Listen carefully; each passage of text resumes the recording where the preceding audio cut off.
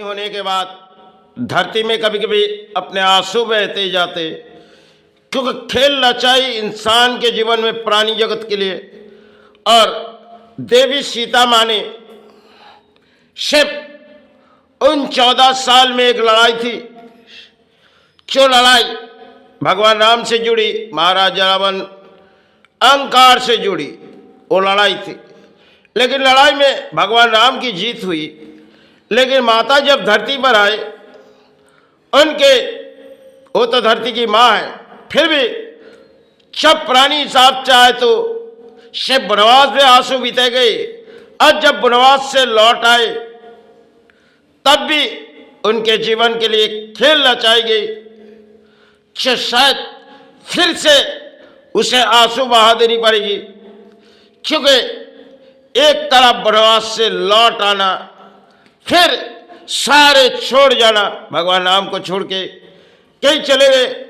और शायद भगवान राम की वो प्रतीक्षा जो शायद देवी माता ने कई तरह से निभाए थे, लेकिन भगवान राम ने मन में ख्याल आई, उस बात देवी सीता माँ को कही।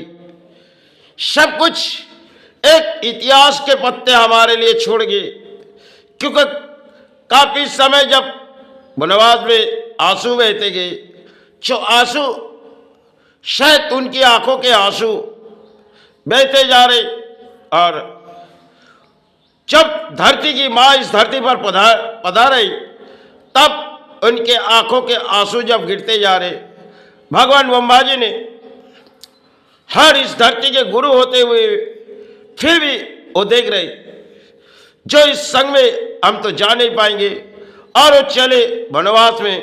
अब लड़ाई शायद महाराज रावण से हो रही, लेकिन माता किस तरह मोड़ आ रही, जो भगवान विष्णु तो इस धरती पर आए, रामचंद्र वन के संग में तो माता है, लेकिन ब्रह्मा जी ने शक्ति की वरदान महाराज रावण को कुछ और दिए थे। लेकिन वरदान देने के बाद वो तो छीन नहीं सकते। विष्णु ने आविर्भाव हुए इस धरती पर भगवान राम हो के, जो लड़ाई शायद भगवान राम तीरों से करेंगे, और देवी माँ सीता माँ को वनवास जानी पड़ेगी। उस वनवास में माता के आंखों पर आंसू आएगी।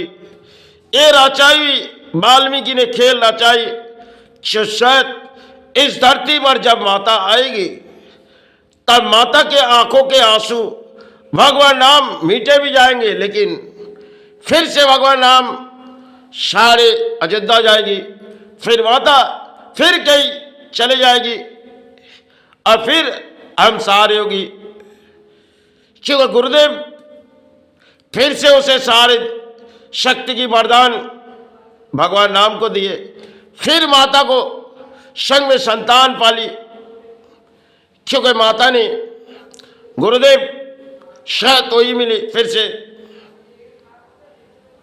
गुरुदेव जो थे भगवान राम के, वही फिर माता की गुरुदेव बनी।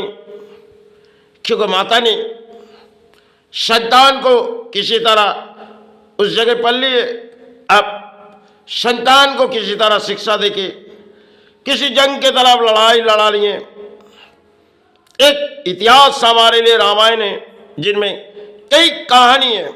हम इंसान सोचते